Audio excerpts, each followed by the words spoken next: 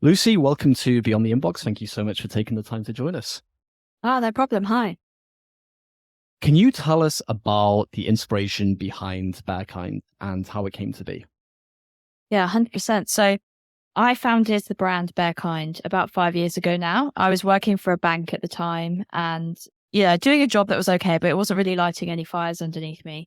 I wanted to do something that would have more of an impact on the world.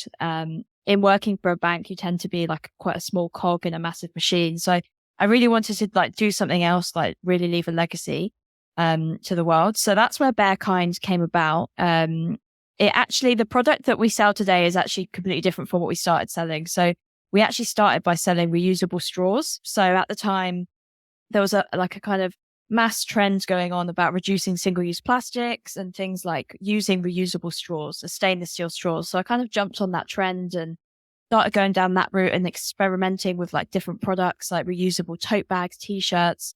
And it wasn't until maybe a year and a bit later that I landed on my hero product, which I eventually went and quit my job to sell more of. And that is our bamboo socks. And 10% of the profits are donated to the animal on the sock. So we've got this product, which is a really cool product, but on the behind the scenes, we've got this amazing kind of ethical, I guess, reasoning behind the product where we're supporting animal conservation. And we've got loads of charity partners around the world. Yeah, they're all over the place. We've got quite a few based in the UK, which is where I am, but lots of charity partners around the world as well. And yeah, and it's just kind of grown since then. In 2020, I quit my job.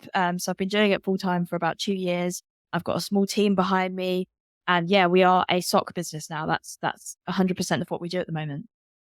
What was it like making that leap from safe full-time employment to the unpredictability of entrepreneurship?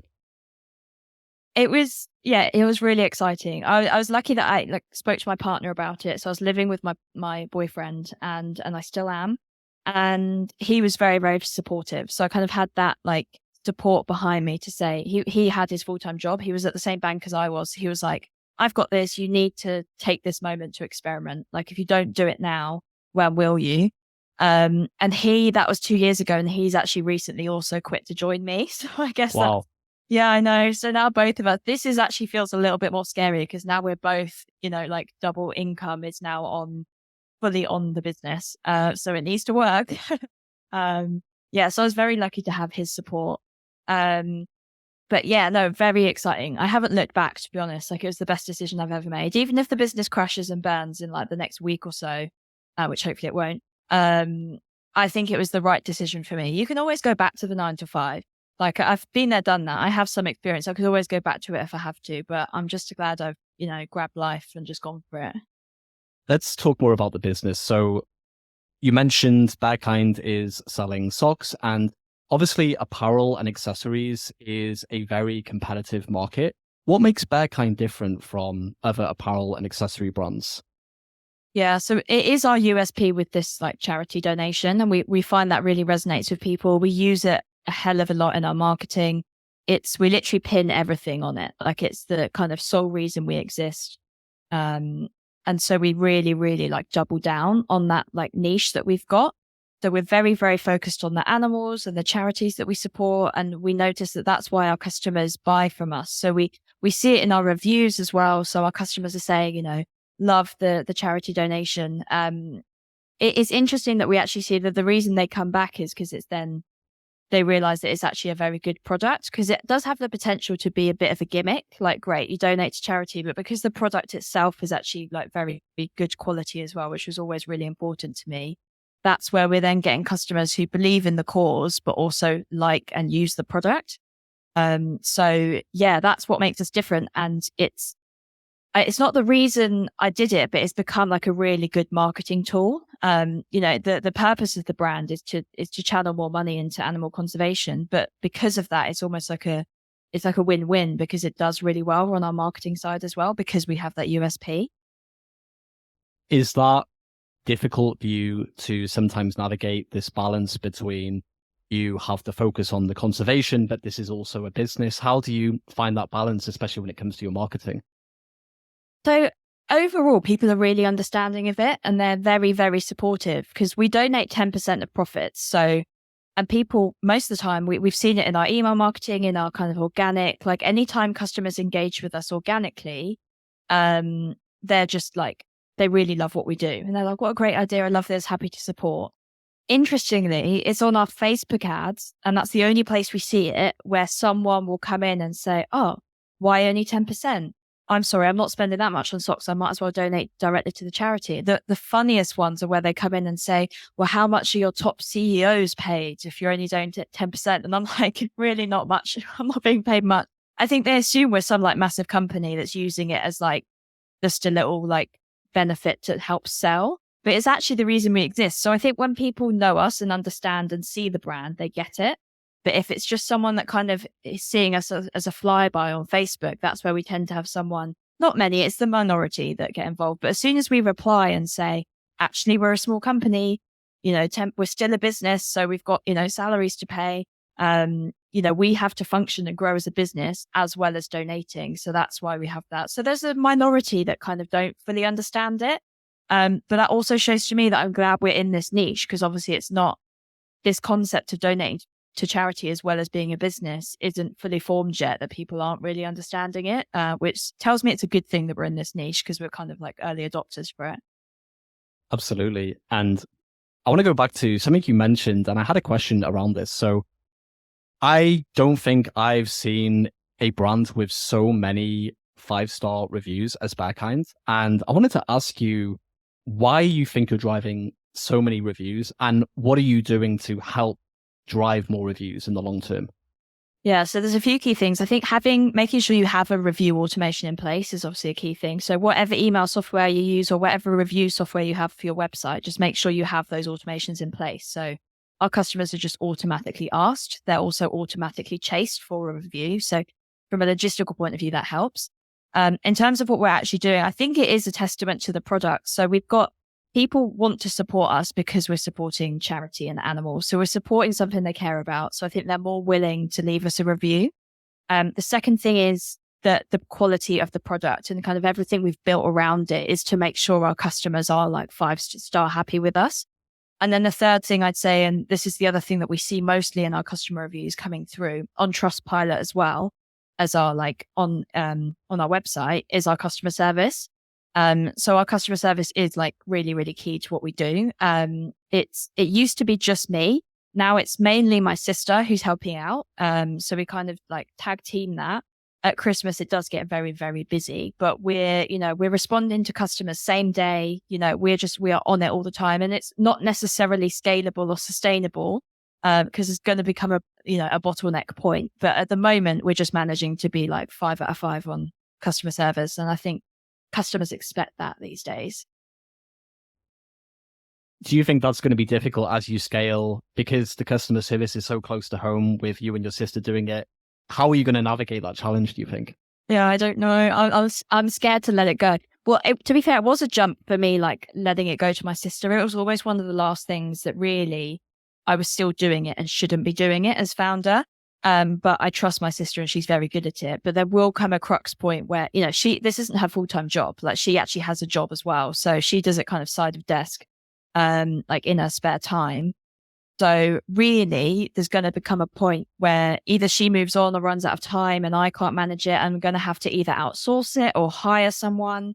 There's a few different models, but I think whatever I do, I'm just going to have to keep it as close as possible to kind of, our brand messaging, our tone of voice, like just really manage it tightly until I have another person in board, whether they're actually on the team or they're outsourced.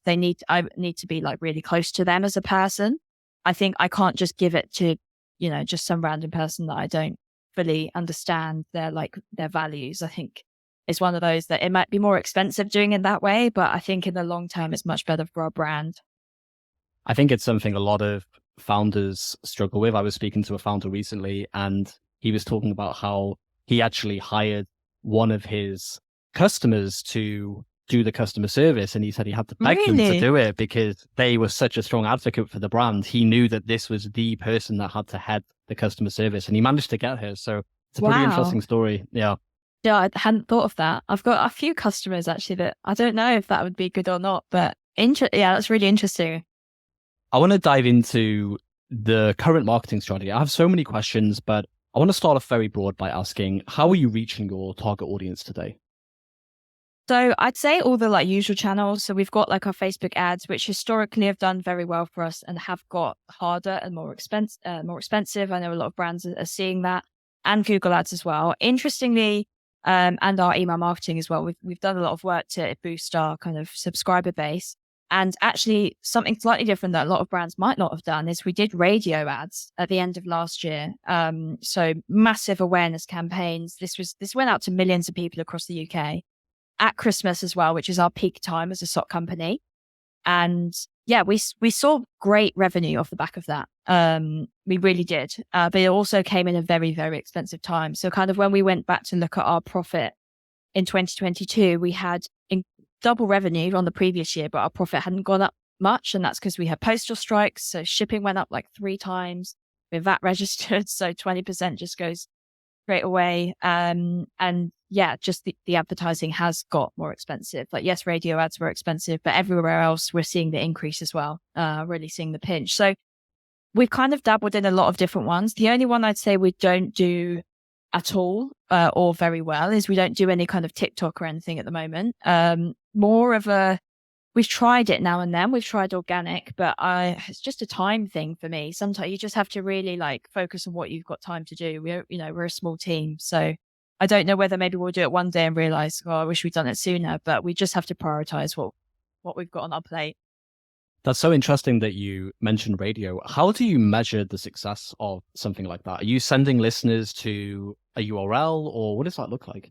No, it's very difficult because you have limited time. So the max ad you can have is like 30 seconds. So you're not on the ad saying www.this. Like, it is literally like search Bear Kind bamboo socks. So again, a lot of them come through Google and we have to mop that up. And the thing is with Bear Kind as well is our bear is spelled B-A-R-E and everyone else assumes it's B-E-A-R. So we've kind of had to like mop up that traffic as well. It's historically very difficult to attribute radio. However, we do know that we had a massive uptake. Like, we could literally see it from like the radio ads going live and then the uptake from there. But we do have a post checkout survey that asks customers where they found us. Over 50% were saying they found us on the radio. So we kind of just have to trust that data is telling us what's really happening, because it's really hard. Even on the Facebook and Google, it's hard to attribute that these days as well. So we just have to kind of use the data we've got. Very true. And I'm sitting here wondering, I wonder if people will come back again next year because they had such a good experience the first time around and they come back again a year later and still technically came from radio, but they're also a former customer as well. So I guess that's another layer to the attribution that you I might hope have to so, think about. yeah. And we do rely on that. And because we are such a good gifting product, we do tend to get customers, as long as they get into our funnel at some point, and we've obviously got a lot of like email marketing, we can try and get them back in the next year. And they also tend to order more from us. So they'll then go in and say, right, I'm going to get socks for everyone. So they'll do socks for the whole family. So our average order size at Christmas is also like so much higher than normal. So that goes really well for us. So yeah, hopefully we haven't discussed yet if we're going to do radio ads again this year. But yeah, hopefully we will have a lot of returning customers as well. I want to talk a little bit about the customer life cycle. So when someone lands on the website for the first time, what kind of journey do they go through? Are they buying straight away? Are they entering their email and going through a welcome flow? What does that look like? We do have a welcome flow. So we do a 10% off your first order. So we do notice quite a lot of people go through that. I think because we're quite a low cost product. So a pair of socks, it costs you less than £10. So I'd say it's probably easier to convert someone straight away to buy a pair than it is like other products that might be a lot higher value. So we do see people convert fairly quickly. Like, it might be Facebook ad convert, even though the Facebook ad does like cost us quite a bit. But then we also get people that kind of go through the flows, and we explain a bit more about like the charity impact we have. We've just released our charity impact report. So I'd say and again, because we've got, as you said, we've got a lot of 5-star reviews. So again, that social proof is there, and we tend to convert people a lot quicker. A really interesting piece of insight is we've got a piece of software that kind of has a look at where customers are clicking, and it kind of shows us where they're looking on the screen. And a lot of our customers love shopping from just our all collections page. So it's literally just one page that shows all of the socks, and they will click through every single one, because I think with our type of product is it's technically one product. That's all we've got, but just loads of different designs. So they want, obviously our customers are wanting to make sure that they've seen everything that's possibly available to them.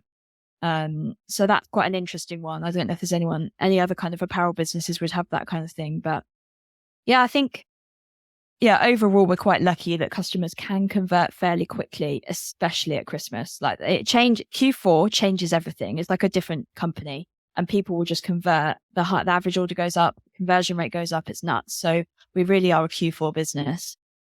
So what happens after someone has made a purchase? I assume they're still in the funnel. Are they getting a post-purchase flow and then maybe a repeat purchase flow later? What happens after they've become a customer? Yeah. So once they are a customer, we actually have quite a few different like repeat purchase flows. So we've got someone in the team who set all this up, that we've got, I think, from 2 orders up to like 8 and above. We've obviously got like a limit somewhere where we haven't had enough people order yet.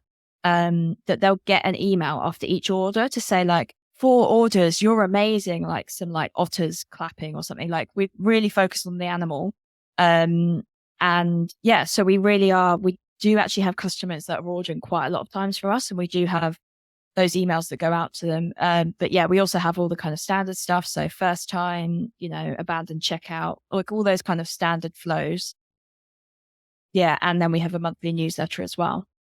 You mentioned Christmas. Are there any other seasonal holidays that drive a lot of sales, like Father's Day or Mother's Day or anything like that? Yeah, so we're about to go, well, we just had Mother's Day, haven't we? So actually, yeah, not Mother's Day isn't really a big campaign for us. We'll mention it, but it doesn't seem to take off. But Father's Day is quite a big one. I think people just like associate like getting socks for their dad. Like it's just such a dad gift. So we really go hard on the Facebook ads there. We make sure like all the imagery is the kind of typical socks that we know sell well in the like men's sizes. So yeah, Father's Day is pretty big, but nothing compared to Christmas. You mentioned you have a newsletter and you're sending out seasonal campaigns. How are you planning all your email campaigns over the quarter and the entire year?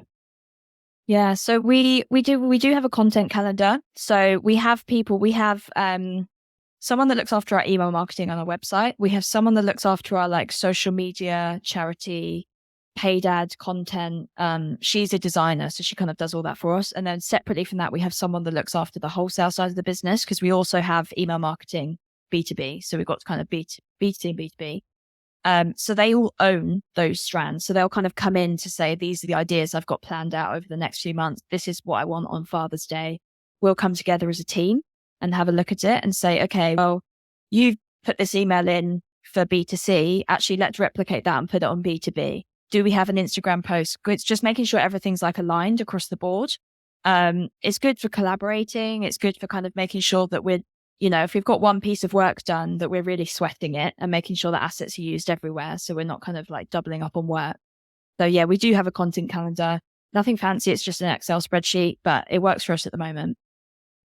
You mentioned something when we last spoke that I really wanted to dig into because I find it fascinating. You mentioned people are nostalgic about their home country animals and how that influences their buying decisions. And I wanted to ask you about that and how you can use that to your advantage when you're building out these flows. Yeah. This is like an assumption I've made based on like what I see people saying and also our sales data, but we're really seeing people buying. We are a very UK focused business at the moment. Like a lot of our ads are all focused on the UK. And stocks that do really well are things like hedgehogs, badgers, bumblebees. There are others like orangutans and tigers and things that sell well as well. But we're really noticing that these UK animals are selling really well. And hedgehogs I launched them in May 21 and they're still one of our best sellers. So they're a strong favorite. And so we've made this assumption that actually people are just really supportive, just love UK animals. Like, and you can see it in trends as well. You can like bees are everywhere as like an animal. You can see them just like on like cushions and throws everywhere. So we've kind of followed those trends. And in terms of like working with that in our flows, is we really focus down on that animal kind of group. So if someone has bought a pair of bee socks, we will target them with like hedgehog socks or showing them the UK woodland flow. And we'll also target them at certain times of the year. So there's like a national bee day, there's a national hedgehog day. So we use those kind of specific animal days as a reason to reach out to them.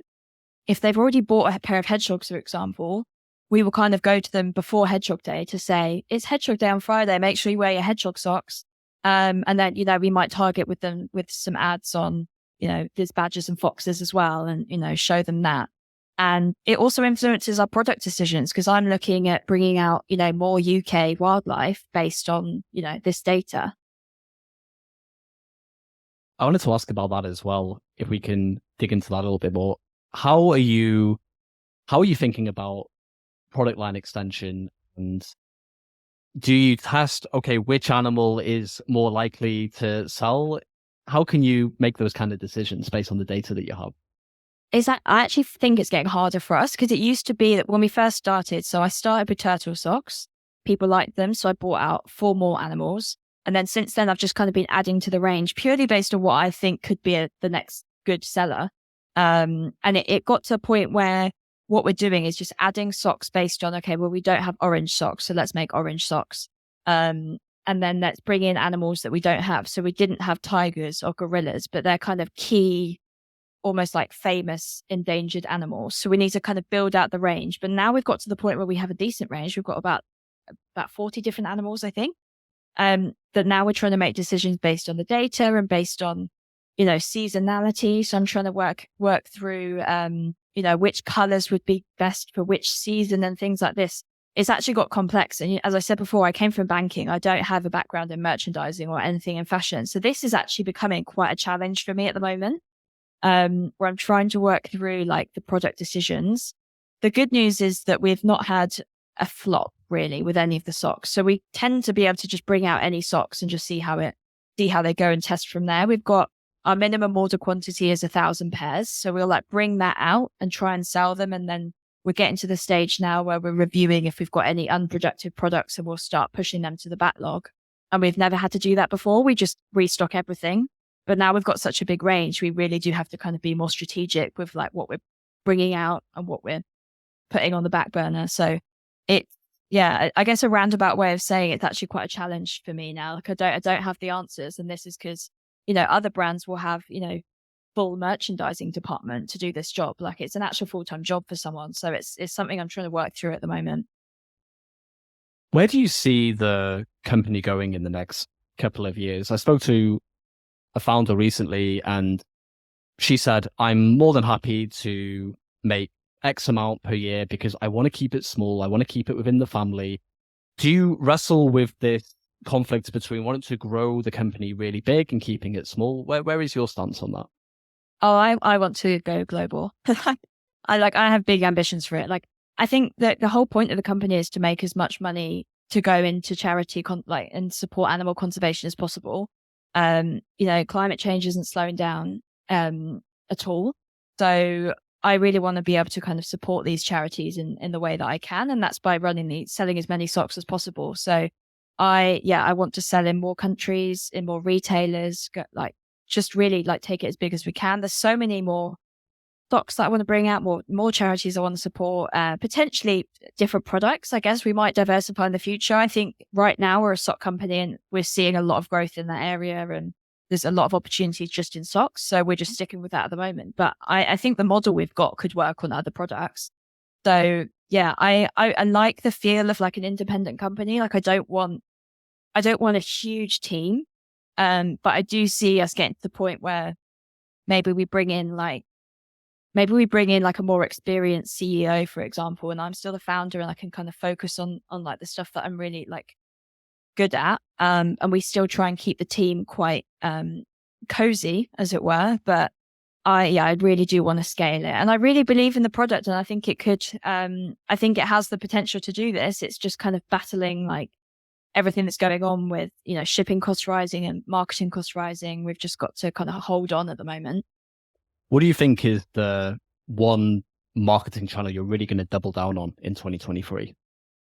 We're actually doubling down on wholesale as a whole channel. But obviously that does it's interesting because we don't have a huge spend in wholesale marketing, but our main marketing channel wholesale is email. So we've just kind of, moved into that, and we're really doubling down. And the reason we've done this is because we did our profit analysis for last year. D2C is so expensive. The Facebook ads, the VAT, the shipping, whereas on wholesale, they pay the VAT. They tend to pay the shipping, but also even if you're paying the shipping, it's split across like hundreds of units rather than just like 2 or 3 pairs of socks. And our marketing cost is super low. Plus, it's basically free marketing because every shop that you're stocked in, that is being seen by other customers that you might not have reached before. So don't get me wrong, we're still like a D2C brand and we're very Christmas focused, but Q1 to Q3, we're really just trying to go in heavy into wholesale because it's also a really consistent like cash flow for us, revenue generator, because when D2C is very hard to work, then and it's getting expensive, then at least we have these retailers that keep coming back to us and kind of keeping our company alive in the quieter D2C periods. One channel that I've seen or heard rather a lot of founders talking about is community, and that extends beyond social. We've talked about email, we've talked about paid. I'm really curious what social means to you, to Bearkind, and how you plan on potentially leveraging that in the future as well. Well, it's interesting because we're, I feel like we're going down like a slightly different route with this, but my partner and I, we've just started our own podcast and as we're adding it to the Bearkind YouTube channel. So again, it's doubling down in this wholesale niche, but my YouTube channel is like a community of brands like mine who are following along as we grow our wholesale channel. So I'm doing a lot of sharing, like how we're doing wholesale. We're on this marketplace called Fair, which is a massive wholesale marketplace, basically. It's like an Amazon, but for wholesale brands. And we've really found this niche where we're just releasing YouTube videos talking about how we've got our success on this channel. And so we've kind of done this channel. We've just launched this podcast, and the podcast is all about doing things like this, just talking about what it's actually like running a business, how it's going, what our strategies are, like talking about the numbers, just being really transparent about, how we're growing this business, because we're in the process now, hopefully over the next, I reckon 2 years, we're trying to grow from 6 figures to 7. Like that is what we're trying to do. And it's a massive leap and it's going to be really hard. But I think it's be good for people to see how we actually do it, because, I learn from other people, and I think it's actually hard to find people that are willing to talk so openly about this stuff. So yeah, that's what I'm hoping to build a community there. I guess that would be nice. That's well, firstly, mate, well done. That's congratulations. That's amazing, and it makes me so happy to hear that, because I spoke to a founder recently, and he was talking about how he started a personal brand, and he's writing on social every day, and he's sharing all these learnings that he's had from growing 7 and 8 figure businesses. And I do believe that it always comes back to the brand, because people buy into people, not brands. Yeah. And I'm sure you're going to build this community where people are on this journey with you. And of course, Bearkind is going to be a part of that as well. So major props for you and your partner for starting that. And I'll be sure to check it out after this recording. So Lucy, I want to start wrapping up here. I had a ton of questions. I wasn't able to get through all of them. Where can our listeners learn more about Bearkind and stay up to date with the brand's latest developments? Yeah, 100%. So, follow me on LinkedIn for sure. So Lucy Jeffrey on LinkedIn is where I share a lot of like these insights, and this is where this community is coming from. These founders willing to share. The website is bearkind.com, and we're also Bearkind on Instagram, and there's a lot of lovely just animal content on there if that's something you're interested in. But yes, Bearkind on YouTube as well. But yeah, the podcast is called Candid Founders. So if you go to candidfounders.com, or I think really just follow me on LinkedIn. That's where I share everything that's going on. And come check it out. Give us a listen. I'd love to hear from you guys. It is very new. We literally launched podcast 1 yesterday, so we're completely fresh to it. Well, congratulations. We'll put the links in the show notes, and I want to thank you again, Lucy, for taking the time to join us, and all the best in the future with Bearkind. Thank you so much. Thanks for having me.